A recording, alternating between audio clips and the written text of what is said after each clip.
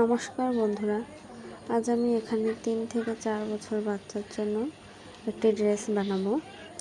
এখানে আমি এক কালারের একটু ছিট নিয়ে নিয়েছি।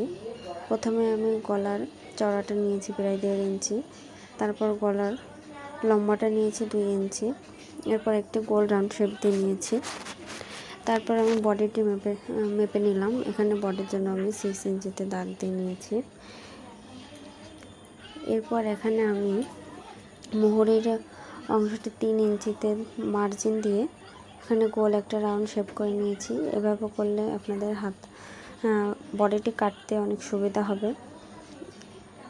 এখানে আমি 6 ইঞ্চির বেশি একটু বাড়িয়ে নিয়েছি সেলাই মার্জিনের জন্য, এবং কাটতে গেলে একটু আমার সাইড থেকে মারতে হবে। এবার আমি কেটে নিচ্ছি।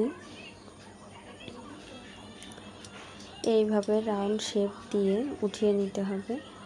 তারপর আর্মহোলের সমান থেকে এটা কেটে নেব। এবার মাথাটা সমান করে নেব, কাঁধের অংশটা যাতে সমান থাকে এবং নিচের অংশটা সমান থাকে।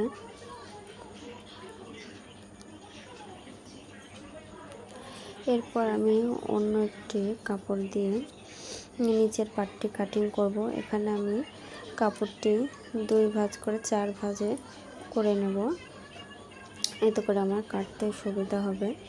এখানে আমার 1.5 গজ পরিমাণ কাপড় রয়েছে, সেজন্য যেহেতু বেশি কাপড় রয়েছে সেজন্য আমি ততটুকু কাপড় লাগবে কেটে নিয়ে সরিয়ে রেখেছি। এরপর 2 ভাঁজ করে 4 পাট করে নিয়েছি।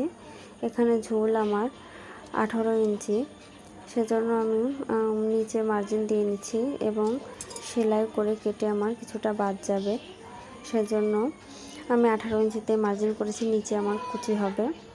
এভাবে করে গোল রাউন্ড করে উপরের অংশটি কেটে নিচ্ছি এবং নিচ থেকে এভাবে রাউন্ড করে উপরের দিকে উঠিয়ে দেব।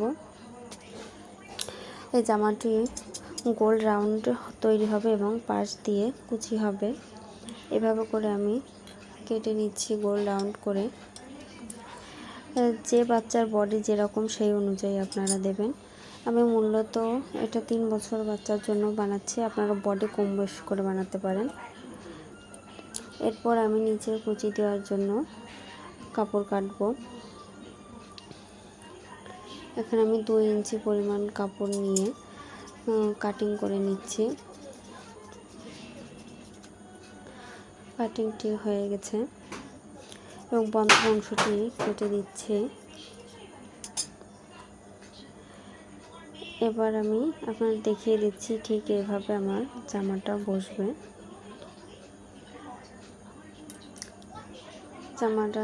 জামাটা ঠিক এরকম হবে এবং পাশ দিয়ে এভাবে করে কুচি দিয়ে নেব।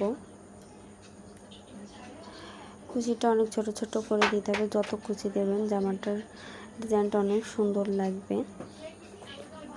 এভাবে করে কুচি দিয়ে নেব।